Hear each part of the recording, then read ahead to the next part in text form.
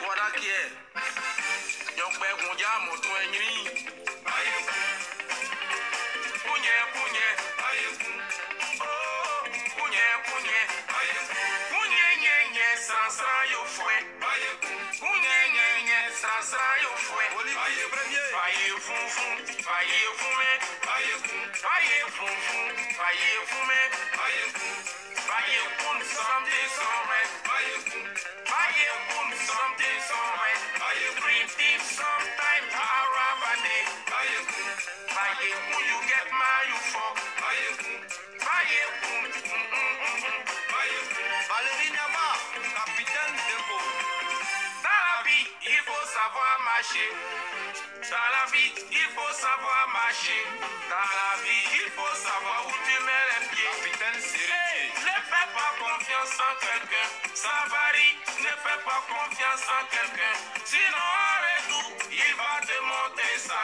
Trop de confiance, beaucoup de déception. Trop de confiance, tu seras toujours déçu. Jésus-Christ a marché avec Judas. Judas était un disciple de Jésus. C'est le même Judas qui a trahi Jésus. Les États-Unis ont formé Ben Laden. C'est le même Ben Laden qui a bombardé la mairie. Ruby était la camarade de Maribel. C'est la même Ruby qui a rasé Maribel. Blaise Compaoré était l'ami à Sankara. C'est le même Compaoré qui a Mougou Sankara. Kadhafi a financé les sélections de Sarkozy. C'est le même Sarkozy qui a bombardé Kadhafi. Mambou Philippe, général de Babo. Kassarate, général de Babo. C'est le même Mambou Philippe là qui ont trahi Babo. Donc dans la vie, il faut savoir marcher. Moussa Kone, oh, il faut savoir marcher. Savoir marcher. Oh, dans la vie, il faut savoir marcher. Le roi Doudou, la fierté du Malien. Yaoui, oh, yo, Yaye Sirignon, Yanabou, oh, yo, le capitaine de Paris. Oh, wa, yo, nous, on n'est pas des politiciens. Au nom de Dieu, on ne fait pas la politique. Même les chiens qui vivent chez le politicien, il est mieux nourri que moi, le Nimakassien. Sorokium était l'élève de Babo. C'est le même Soro qui était dans la rébellion. Sorokium, premier ministre de Babo. C'est le même Soro qui était à l'hôtel du Golfe. Sorokium, premier ministre de Ado. C'est le même Soro là qui veut Ado. Donc dans la vie, il faut savoir marcher. Voilà, je vais m'arrêter là, Écoutez, c'est excellent, excellent. J'ai fait leur connaissance il y a quoi, il y a 15 jours. Et je dois dire que j'écoute ça pratiquement tous les jours parce que c'est... Alors que le morceau est sorti depuis un an. Hein. Je crois que c'est en 2021 qu'ils ont sorti ça. Et ça fait plus de 1 million de vues sur YouTube. Excellent. Ce groupe s'appelle les chirurgiens du Zouglou. Ils se nomment les chirurgiens du Zouglou. Puis il y a aussi les pros du Zouglou. Enfin bon, eux c'est la démonstration que effectivement le Zouglou est en pleine forme, en très grande forme. Et on va dire c'est la génération qui vient juste après les Yodé et Siro. Parce que Yodé et Siro, ils ont mis la barre très très haut avec leur dernier album. Où ils ont dit, Monsieur le Président, on dit quoi? C'est énorme. Rappelez-vous, hein, j'avais fait des vidéos d'ailleurs pour leur rendre hommage à l'époque, quand le président Laurent Gbagbo n'était pas encore libéré. En tout cas, quand il n'était pas encore rentré en Côte d'Ivoire. Voilà, il était sorti de prison, mais il était encore à Bruxelles. Bonjour à tous ou bonsoir à tous, suivant votre heure d'écoute. Je me présente Djoubian, c'est mon surnom sur le net. Je me veux être un spécialiste accessoirement de la France, seulement, spécialiste accessoirement, et puis un panafricain très convaincu. Une vidéo aujourd'hui pour parler un peu de l'actualité ivoirienne, la marmaille ivoirienne, tout naturellement. Donc, je rends hommage à ces jeunes frères-là qui sont vraiment très, très brillants. Et vous écoutez les contenus, hein, les paroles de cette chanson. Hein, voilà, il parle de la trahison. Et là aussi, pareil, un big up ou un clin d'œil à Eba Aka Jérôme. Si vous vous souvenez, trahison qui a eu beaucoup de succès à l'époque, hein, suivant les générations. En tout cas, moi, ma génération, je vais dire qu'on a beaucoup aimé... la chanson de Eba Aka Jérôme, Trahison, qui était dans le top des tops à l'époque, hein, quand c'était sorti. voyez? Donc le nom du morceau, c'est Bayekoun. Bayekoun, je ne sais pas si c'est en Baoulé ou si c'est dans quelle ethnie, mais en tous les cas, c'est une ethnie de Côte d'Ivoire, c'est sûr. Hein, et qui veut dire trahison. Voilà, les gens qui se trahissent les uns les autres et tout. Et puis, il cite là à la fin Guillaume Soro. Bon, il n'y a pas que lui, hein, mais il le cite entre autres pour dire que voilà, il a tantôt travaillé avec le président Gbagbo, tantôt travaillé avec Alassane Ouattara, et puis maintenant, voilà, il est un peu perdu. Et ce monsieur, on nous dit qu'il a quoi? Il a obtenu ses 50 ans là. Et ça a été d'ailleurs célébré par son conseiller politique, professeur Niamsi, qui enseigne à Rouen, hein, professeur de philosophie. Alors j'ai toujours dit, j'ai dit que moi, mon problème avec ce monsieur, c'est que je ne le trouve pas crédible, hein, à partir du moment où il continue à soutenir Guillaume Soro. Or là, il n'y a rien à faire, voilà, il n'y a rien à faire. Hein. Bouya, on n'a pas le temps, on est bon, on est bon. Donc je disais quoi? Je disais que en fait, ces jeunes gens-là, je leur rends hommage hein, en montrant cette vidéo-là. Je ne sais pas si j'ai le droit d'ailleurs, mais bon, en tous les cas, j'ai réfléchi beaucoup là-dessus, j'aimais tellement, et puis les paroles, surtout les paroles, c'est ça qui m'intéresse, parce que, bon, ça c'est l'essence même du Zouglou, hein, c'est-à-dire que c'est la lutte hein, de libération, voilà, vous voyez, donc vraiment ils ont beaucoup de talent, je souhaite qu'ils vendent beaucoup comment dire, d'albums, bon, peut-être aujourd'hui, en tout cas, qu'ils aient beaucoup de succès, voilà, c'est ce que je peux leur souhaiter, parce que ça fait quand même plus de 20 ans qu'ils ont commencé, hein, donc voilà, ce ne sont pas des nouveaux venus, mais en tous les cas, bon, le succès c'est pareil, ça peut frapper à un moment ou un autre, soit au début, soit au milieu, ou soit à la fin. Bon, dans tous les cas, il vaut mieux tard que jamais. C'est ce que je peux leur souhaiter, hein, ces jeunes gens-là. Je cite rapidement, hein, donc, comme je vous disais, groupe créé depuis plus de 22 ans, et ce titre est sorti en 2021, voilà, comme j'ai dit tout à l'heure, avec plus d'1 million de vues sur YouTube, comme j'ai dit tout à l'heure. Excusez-moi, hein, voilà, je reprends mes écrits là. Hein, le groupe se compose de Cambiré Latier, dit Tonio. Je leur rends hommage, hein. Donc, il y a d'abord Cambiré Latier, dit Tonio. Il y a Amessan Lakba Fabrice alias Bonaté. Il y a Vlé Béranger, dit Papa Yoko, voilà. Et il y a Okobe Nepa alias Quizo, excusez-moi. Hein? Donc, ils chantent en Bété, ils chantent en Guéré, ils chantent aussi en Baoulé, enfin, dans différentes ethnies de Côte d'Ivoire, par exemple. Hein? Et tout ça, c'est arrangé par Olivier Blé, voilà, hein, qui est très connu là-bas en Côte d'Ivoire au niveau des arrangeurs et tout ça. Et Paché et Kakou Honoré, voilà. Franchement, big up à ces jeunes frères-là, ils assurent. Hein, c'est excellent, c'est l'esprit même du Zouglou. Vous voyez, donc ils dénoncent la marmaille d'une certaine façon. Voilà, tantôt je suis avec Babo, tantôt je suis avec Alassane Ouattara, et puis voilà, maintenant je suis paumé là, je suis caché ici, planqué, les services secrets, je suis en deal avec eux pour savoir à quel moment je pourrais éventuellement remplacer M. Alassane Ouattara. N'importe quoi. Soro Guillaume, il est question de vider ton sac. Là, tu viens de fêter tes 50 ans, eh bien, rends un grand service au peuple africain, et en particulier au peuple ivoirien, c'est de vider ton sac. C'est-à-dire que dis-nous tout. Voilà. Parce que c'est trop facile hein, d'amener les autres au charbon, d'amener les autres pour mourir, et au sacrifice, voilà, c'est ce que je cherchais comme mot. Hein, c'est trop facile. Maintenant, toi, tu refuses par contre le sacrifice. Eh bien, non mais attends, tu as fait un mauvais choix, tu as fait des mauvais choix. Voilà. Maintenant, tu peux toujours te réhabiliter, mais à une condition, le préalable, c'est que tu vides ton sac. Voilà. Et c'est ce que je dis souvent, je dis voilà, c'est un gars qui est beaucoup plus jeune que moi, hein, mais simplement, en apparence, il fait jeune, mais dans la tête, il est vieux. Voilà. Il est resté bloqué au XXe siècle, alors que nous sommes au XXIe siècle. Donc il est question maintenant de composer avec les gens qui veulent vivre avec leur temps. Donc Niamsi et lui, ils sont bloqués au XXe siècle. C'est incroyable, hein?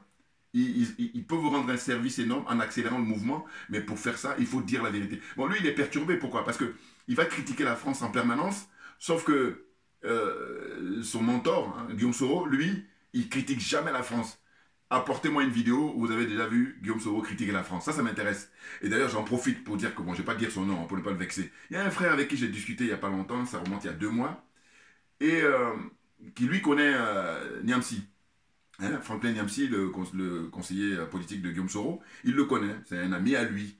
Bon, et ce frère-là, qui est panafricain, hein, j'ai pas de doute là-dessus, mais par contre, j'étais surpris par les arguments qu'il avance. Pourquoi? Parce qu'à l'époque, quand Niamsi avait été sur place rencontrer les autorités maliennes, moi j'étais déjà surpris, et puis je m'étais dit, il faut faire attention. Hein, je mettais en garde les dirigeants, comment dire, maliens, hein, le président Assimi Goïta, et puis le premier ministre Shogun Maïga. De leur dire quoi? De dire que, écoutez, ces gens-là, ce sont des pions de la France-Afrique. Hein, ce sont des opportunistes. Et le frère, qu'est-ce qu'il me dit? Il me dit non, qu'en fait, à partir du moment où Franklin Niamsi a été sur place pour rencontrer les autorités, comment dire, maliennes, eh ben, ça veut dire que Guillaume Soro, il est dans cette démarche avec eux, voilà, ça valide, hein, ça valide la démarche de Soro. Et là, j'étais franchement très surpris, j'étais ah bon? Ah donc il suffit que comment dire, M. Niamsi fasse une démarche au Mali, et il prend des photos à gauche et à droite avec les autorités maliennes, et ça suffit pour réhabiliter Guillaume Soro? Non. Arrêtez ça. Hein. Et j'ai trouvé... Franchement, j'étais surpris parce que je ne m'attendais pas à ce qu'il ait cette réaction-là. Moi, je le mettais un peu plus au-dessus pour la réflexion, et là, je trouvais ça très léger. Parce qu'au fond, je dis, mais Guillaume Soro, il n'est pas sénile. Guillaume Soro, à quel âge? Guillaume Soro n'est pas un handicapé. Enfin, je veux dire par là qu'il a toutes les facultés pour pouvoir s'exprimer comme ça, hein, dire les choses. À la limite, porter les critiques qu'apporte, comment dire, M. Niamsi, par exemple. Ben oui. Non, parce qu'à un moment ou un autre, comme il est opportuniste, comme ils sont opportunistes, il peut venir dire que non, les propos tenus par M. Niamsi, ça ne tient qu'à lui et que moi, j'ai rien à voir là-dedans. Il peut le dire librement. Voilà. Donc, c'est pour dire quoi? C'est pour dire que en fait, que Niamsi fasse la visite là-bas au Mali, c'est une chose. Mais que Guillaume Soro lui-même, par contre, s'exprime. Là, comment je prends mes vidéos? Je prends mon téléphone et puis je fais des vidéos, mais il fait pareil. Hey, pourquoi il ne le fait pas? Pourquoi Guillaume Soro n'a jamais critiqué la France? Et là, on a toute la réponse. C'est simplement que Guillaume Soro attend, hein, de manière, comment dire ça, j'allais dire aléatoire, ou même dans ses rêves. Voilà. Mais cela dit, il a quand même des chances, mais les chances sont minimes. Et puis plus le temps passe, plus ces chances se réduisent. Vous voyez, dans le sens où, lui, son rêve, c'est de prendre la place de M. Ouattara. Et faire pire que M. Ouattara. Parce que Guillaume Soro n'a rien de démocrate. Rien du tout. Ce monsieur, je vous dis, il a le sang des Africains sur les mains, il a le sang des Ivoiriens sur les mains. Et rien que ça, il est disqualifié définitivement. Et que moi, je l'encourage d'ailleurs à renoncer à la vie politique. Certains vont dire, oui, mais t'es qui? Non, je suis un citoyen libre. Et qui, par contre, avec l'expérience de vie ici, j'ai compris qu'est-ce que c'est que faire de la politique. À partir du moment où je disqualifie la France, vous comprenez bien que tous ces aliénés-là, je parle des pays-là, hein, les colonies françaises-là, pensez bien qu'ils n'ont aucune chance. Hein. Je dis toujours que si je fais un classement au niveau démocratique, la France arrive en tête, mais seulement avec ces pays-là. Mais quand on vient ici en Europe, la France ne peut même pas compétir. Voilà, elle est disqualifiée parce que les basiques n'y sont pas. Il y a des basiques dont il faut disposer pour pouvoir participer à la compétition démocratique. Ce n'est pas le cas. Donc, vous avez juste à regarder mes vidéos anciennes et vous allez voir, hein, tout ce que j'ai pu dire, notamment lors des dernières élections présidentielles en France. Voilà. La mascarade, et là le mot est faible. Vous comprenez? Donc là, Guillaume Soro qui fête ses 50 ans, j'ai dit, il vaut mieux tard que jamais, mais il faut se presser quand même. Voilà. Hein, pour libérer la Côte d'Ivoire, de la France-Afrique. Vide ton sac, dis-nous tout.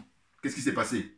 Qu'est-ce qui a fait qu'à un moment donné, tu as été comme ça, jouer le lampiste, jouer le soldat, hein, pour tuer tes propres frères et sœurs? Il faut expliquer les raisons. C'est clair. Et ça, c'est un préalable. Parce qu'il ne faut pas courir à gauche et à droite pour dire oui, moi je suis partisan de la réconciliation. Mais réconciliation de quoi? Pour qu'il y ait réconciliation, il y a des préalables. Les préalables, c'est d'abord de dire qu'est-ce qui s'est passé. Ben oui. Avant même de dire pardon, raconte ce qui s'est passé. Et puis c'est la suite logique des choses. Quand tu auras fini d'évacuer tout ce qui s'est passé, de mettre tout sur la table, là maintenant tu dis pardon. Et là les gens te trouvent... Hein, ils sont amenés à te pardonner. Voilà. Mais tant que le préalable n'est pas respecté, il ne faut pas perdre le temps des gens. Voilà. On n'a pas le temps, Assimi Goïta. On est d'accord? Voilà. Donc là, c'est un plaisir de revenir à la charge là pour dire quoi? Pour dire que franchement, ces jeunes frères-là, quand j'écoute les paroles, c'est vraiment l'essence même du Zouglou. Et donc, voilà, j'espère qu'ils vont rester fidèles parce qu'il y en a certains, ils ont commencé, puis là, dès que les billets ont commencé à rentrer, ça y est, ils sont passés à autre chose. Suivez mon regard. Bon, la suite. Donc, je disais quoi? Je disais que je vais en profiter aussi pour rendre hommage à des frères là, de Burkina Faso qui sont des mineurs qui travaillent vraiment dans les mines. Et ils sont 8, hein, si j'ai bien compris, qui ont été coincés à 700 mètres sous terre. Vous comptez en profondeur depuis plusieurs semaines, hein, après des inondations dans le centre du Burkina Faso. Alors, j'essaie de leur rendre hommage en espérant que ils ont été secourus, j'espère, parce que là, c'est passé comme ça sous silence. Hein, parce que la vie d'un négro ne fonctionne pas. Et c'est dû à quoi? C'est dû au fait que ceux-là même qui dirigent les pays africains, ils n'ont aucune considération pour le peuple. Ils n'ont aucune considération, hein, pour leurs compatriotes. Et donc vous comprenez bien que les étrangers, les autres, les forces exogènes, bon, ils se donnent à cœur joie. Mais oui, c'est clair. Et à partir du moment où celui qui dirige ton pays te méprise, il ne te considère pas. Pourquoi veux-tu que l'Européen, l'Américain, l'Asiatique, l'Indien, le Turc, tout ça, il te considère? Voilà. N'importe quoi, franchement. Ensuite, dans l'actualité, qu'est-ce que j'ai appris encore? C'est Fort Yassimbe là, qui vient pour dire qu'il va faire des bons offices pour jouer un peu les diplomates pour que le Mali puisse se réconcilier avec les autres pays de la CEDEAO. Écoutez-moi, J'ai toujours pensé que les Français insultent l'intelligence des Africains. Et ils le font en permanence. Et ils n'entendent pas arrêter. Et moi, comme je refuse qu'on insulte mon intelligence, c'est la raison pour laquelle faire ces vidéos, c'est le minimum. Qu'est-ce que j'allais dire? Mais Faure Gnassingbé, quelle crédibilité il a? D'abord, il a beaucoup, beaucoup de sang sur les mains, comme son père. Hein? Là, pour le coup, c'est un fils à papa, mais au sens de continuer le travail hein, fait par son père. Tuer les Togolais, tuer les Africains et tuer les Togolais. Voilà, c'est tout ce qu'il a fait. Et là, lui, avec ça, il vient là pour jouer les diplomates, jouer les gens qui vont réconcilier les uns et les autres. Mais quelle crédibilité. Mais je dis que la France a toujours fait ça, parce que même avant lui, il y a des gens comme Blaise Compaoré, pendant 27 ans, eh ben, il faisait office là pour se balader à gauche et à droite. Mais je dis, mais moi, personnellement, pour pouvoir jouer les conciliateurs, il faut être crédible. Et la personne à qui j'accordais le crédit à l'époque, c'était le président Nelson Mandela. Voilà. Et oui, parce que le monsieur, il a fait 27 ans en prison pour rien. Pour défendre la dignité du noir. Donc 27 ans en prison. Et c'est lui, à l'époque, qui avait été choisi justement pour faire la réconciliation entre le président, d'une part, Mobutu Sese Seko, voilà, qui était en fin de vie, et puis son opposant, Kabila Père. Voilà. Je me souviens toujours des images comme ça, sur un bateau et tout, et puis Mobutu qui était complètement fatigué et tout ça, voilà. Là, quand je voyais ça à l'époque, je dis oui, ça a du sens, parce que c'est quelqu'un qui est crédible. Or là, comme la France se moque de cette zone-là, les aliénés, les complexés, les corrompus, on prend, comment dire, un Faure Gnassingbé pour remplacer Goodluck et Jonathan, qui lui était un franc-maçon, hein, tendance américaine, hein. De toute façon, Goodluck Jonathan, je vais vous dire, moi, c'est quand il y avait les événements en Côte d'Ivoire, quand je l'observais, je disais, mais non, mais le mec, il n'y a aucun crédit. Pour vous dire, à l'époque, avec son chapeau, là, quand je l'observais, je me disais, même aujourd'hui, comme je ne trouve pas de crédit Bazoum, le président du Niger, là, eh bien, c'est pareil, c'est cette, comment dire, sensation-là, cette impression-là que j'avais pour Goodluck Jonathan à l'époque, ancien président du Nigeria. Voilà, des francs-maçons, mais des gens qui sont cupides, et trop légers, trop légers, avec son apparence de chapeau, là. Ah là là là là. Enfin bon, je vais passer à autre chose. Donc, vous voyez, alors, pour continuer, c'est la marmaille ivoirienne hein, avec les incendies. Voilà, ça n'arrête pas. Il y a des incendies hein, comme ça. Là, le dernier que j'ai vu qui m'a choqué, hein, les images qui m'ont choqué, c'est à Yopougon. Voilà. Hein, un quartier populaire d'Abidjan, je crois que c'est la commune la plus importante d'avoir des clubs de Côte d'Ivoire. Et à Abidjan. Et incendie. Hein, des espèces de maison comme ça en bois, hein, une espèce de ghetto comme ça. Et après, l'autre, il parle d'émergence. Rappelez-vous, le président Alassane Ouattara disait à l'époque qu'en 2020, la Côte d'Ivoire serait émergente. Nous sommes en 2022. Et là, on fait quoi? L'émergence s'est traduite par des gens qui dorment dans les cimetières, familles entières, ils dorment dans les cimetières, dans le pays de Fouette-Boigny. Allez-y comprendre quelque chose. Hein, l'émergence, ça donne quoi? Ça donne, comment dire, des immeubles qui s'écroulent, hein, immeubles de 4-5 étages qui s'écroulent en permanence. Il n'y a pas un mois qui passe sans qu'il y ait un immeuble qui s'écroule. Et là, maintenant, les incendies, pareil, les incendies comme ça. Et les gens, ils sont abandonnés à eux-mêmes. Et c'est vraiment, c'est très grave. Comment ça se fait que dans un pays comme ça, les gens sont tranquilles à vivre dans leur pavillon et tout ça, alors qu'ils ont des responsabilités énormes. Mais on est en pleine impunité. Et moi, personnellement, je suis désolé, je ne peux pas m'empêcher, avec le temps, de mettre la responsabilité, pas seulement sur celui qui est au pouvoir, en l'occurrence M. Alassane Ouattara, non. Je mets la responsabilité sur les gens de l'opposition, notamment le président Laurent Gbagbo et le président, comment dire, Konan Banny, excusez-moi. Konan Bédié, voilà, excusez-moi, parce que Konan Banny, lui, il est décédé, le pauvre. Voilà. Hein? Voilà. Et pour dire quoi? Pour dire que, même pour revenir à la parole des chansons des jeunes, là, les chirurgiens du Zouglou, avec leur chanson Bayekoun, eh ben, je dis que, normalement, ils sont d'une certaine façon en train de prôner la réconciliation. Mais bien entendu, il faut que les Ivoiriens s'entendent. Et là aussi, pareil, il est question de prendre le rapport qui a été rendu par M. Konan Banny, hein, juste avant son décès. Je crois qu'il était comment dire, chargé hein, de rédiger un rapport pour mettre sur place la réconciliation qui s'impose entre les Ivoiriens. Et puis je vous dis, ce rapport-là, il est de qualité parce que tout est mis. C'est-à-dire, tout est décrié, les violations au niveau physique, au niveau moral, tout. Mais c'est vraiment excellent. Et donc, la question c'est, il y a un ministre, en l'occurrence Kakabe, qui a été désigné comme ministre, nommé comme ministre de la réconciliation. Qu'est-ce qu'il branle, ce monsieur? Voilà, il est payé à rien foutre comme beaucoup d'autres. Et là, on nous a parlé récemment d'une, comment dire, un remaniement ministériel. Et qu'est-ce qu'on voit? Alors aujourd'hui, c'est quoi, 30, 35 ministres? Bon, moi, évidemment, comme je vous dis souvent, celui que je qualifie en Côte d'Ivoire, c'est le professeur Mamadou Koulibaly. Voilà, c'est l'excellence en matière de gestion d'un pays. Parce que il dit des choses, mais vraiment, moi, avec mon expérience de vie ici en Europe, voilà, je dis c'est ça. C'est un gars comme ça qu'il nous faut, mais malheureusement, il est trop en avance pour les Ivoiriens, en tout cas, c'est clair. Pourquoi? Parce que, tout comme lui, il dénonce, il dit, mais il faut supprimer le Sénat, d'une part, il faut supprimer le poste de vice-président. Ouais. Et vous allez observer que, en fait, même ici en France, bon, alors la France n'est pas qualifiée, elle est disqualifiée, mais malgré tout, il y a quand même des discussions depuis une dizaine d'années sur le fait de supprimer le Sénat. Et là, en Afrique, bon, je dis, comme ces gens-là, ils prennent la France comme modèle, vous comprenez bien qu'on est dans une suite logique. C'est n'importe quoi. Vous voyez? Donc je dis que, dites-moi si je me trompe, mais moi j'ai comme l'impression que la Côte d'Ivoire est le seul pays au monde où on a en même temps un Premier ministre et en même temps un vice-président. Je m'aventure à dire ça. Quand je dis je m'aventure, je dis que j'ai pas encore vu, à moins que je sois amnésique ou je sois aveugle ou je sais pas quoi, mais dites-moi dans les commentaires, est-ce qu'il y a un autre pays, autre que la Côte d'Ivoire, qui a, comment dire, un Premier ministre et un vice-président? Le constat que je fais plutôt, c'est que c'est l'un ou l'autre. Les pays, soit ils ont un Premier ministre, soit ils ont un vice-président, mais ils n'ont pas les deux. Et comment ça se fait qu'on a les deux? On a les deux parce que c'est la marmaille. Voilà. Et ceux qui font la politique, c'est-à-dire les opposants aussi. Mais je dis, comment ça se fait qu'ils ont des comportements qui font que M. Alassane Ouattara, il est tranquille. Alors j'ai échangé avec un frère là, qui habite en province, et je lui disais, mais en fait la responsabilité incombe, c'est vrai, à M. Ouattara, mais pas seulement à lui. Le président Gbagbo a une part de responsabilité par rapport à ce qui se passe en Côte d'Ivoire. Pourquoi? Mais parce que je dis, pourquoi eux, aujourd'hui en 2022, ils ne mettent pas le pied dans le plat?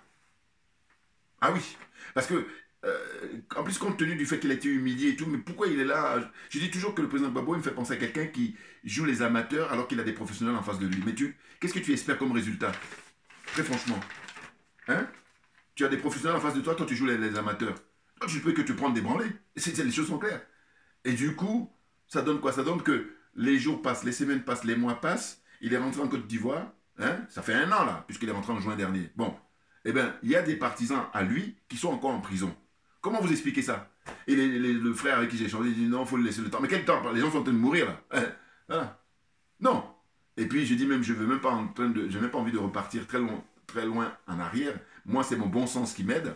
Ce que je vais dire, c'est quoi? C'est que j'ai dit, mais il faut juste observer les gens dans leur présent. Et ça va vous expliquer.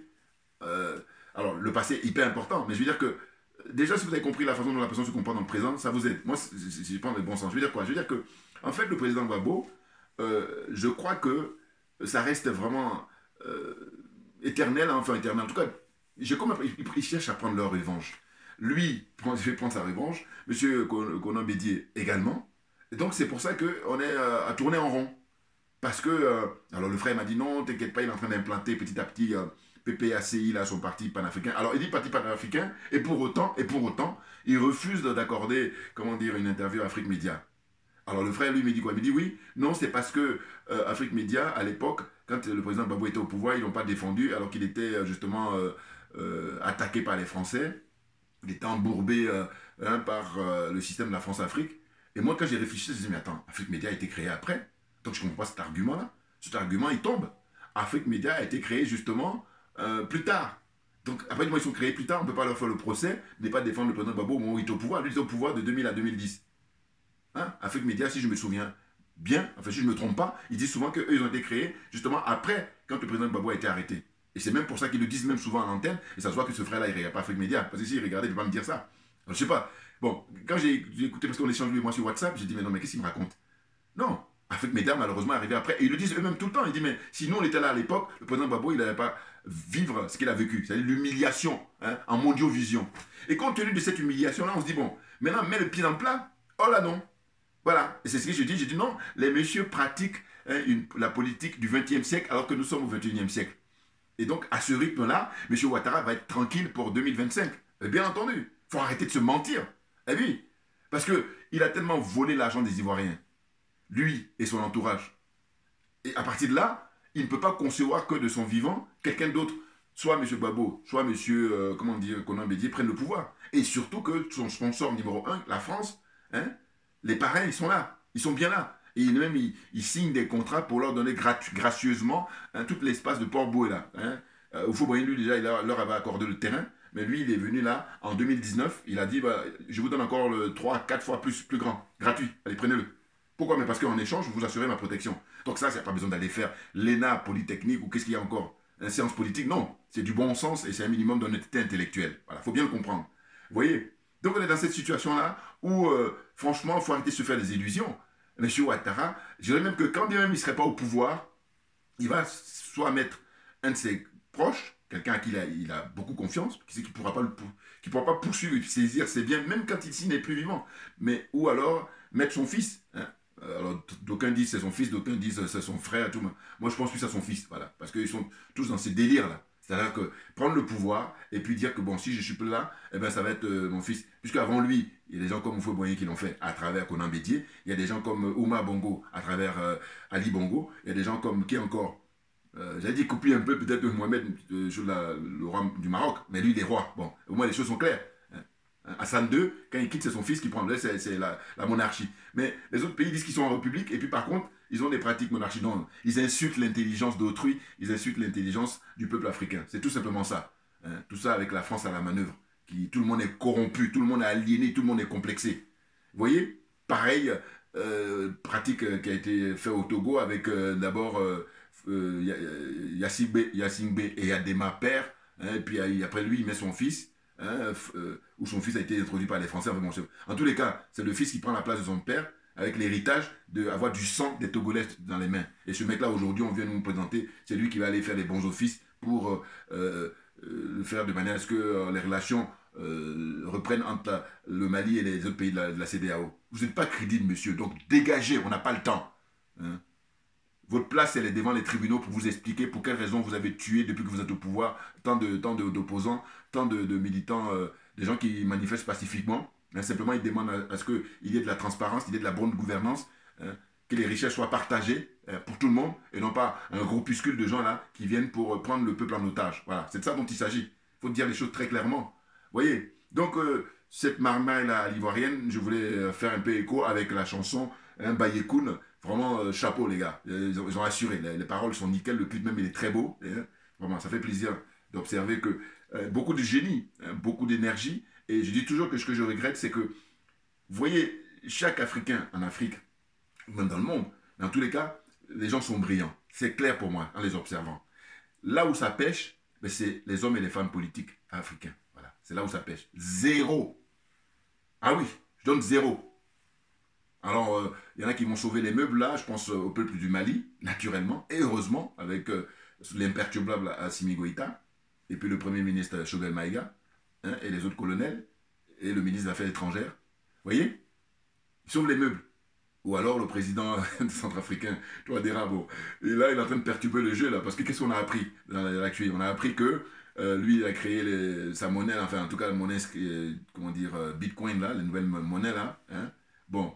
Eh ben, les partisans de la France-Afrique, notamment la CEMAC, là, ils ont écrit à son ministre des Finances pour lui dire de venir s'expliquer.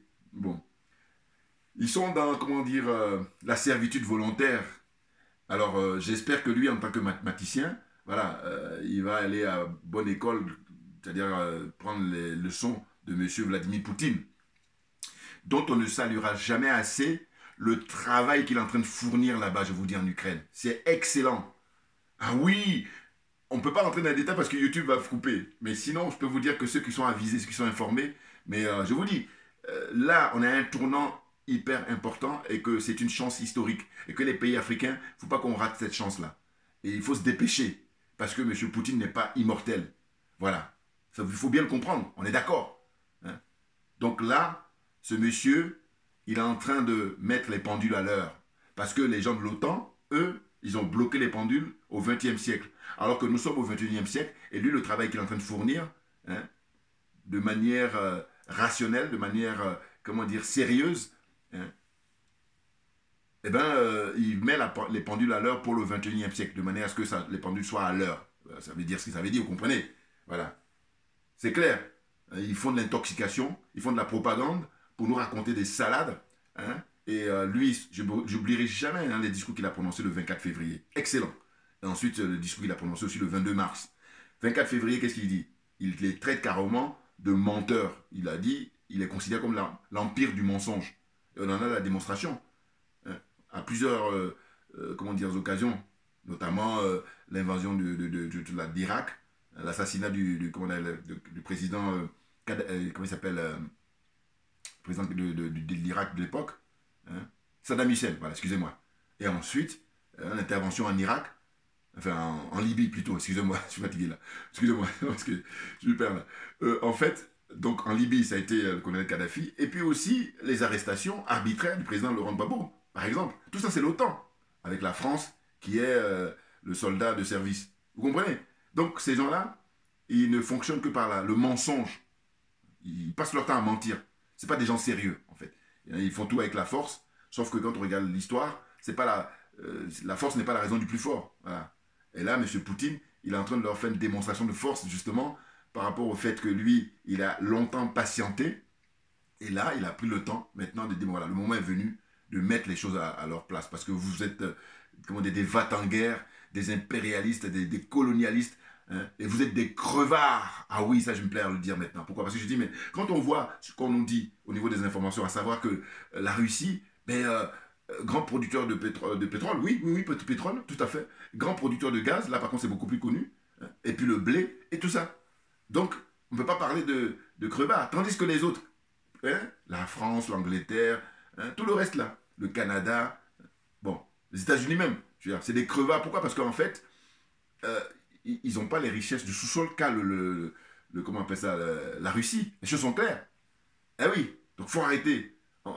Au lieu de vivre avec le temps pour dire, bon voilà, on a fait des péchés, on a commis des péchés dans le passé, maintenant on va faire de manière à ce que, si on se veut être des êtres humains, vivre ensemble, partager équitablement les richesses de ce monde, de cette nature, eh bien non. Eux, ils viennent là, par la force, hein, ils vous empoisonnent, ils vous tuent, ils vous prennent votre bien et puis vous humilient. Voilà, allez-y comprendre quelque chose. Je dis ces gens ont l'apparence d'êtres humains, mais ce ne sont pas des êtres humains. Soyons d'accord. Donc, aujourd'hui, hein, c'était un plaisir de faire cette vidéo pour donner mon point de vue. Je vous dis, ce qui m'a encouragé, c'est, comment dire, la vidéo, c'est jeune frère là qui s'appelle, je vous dis, les chirurgiens du Zouglou. Voilà. Merci à vous tous pour votre attention. Et puis à très bientôt. On lâche rien parce que c'est nous qui avons raison. C'est clair.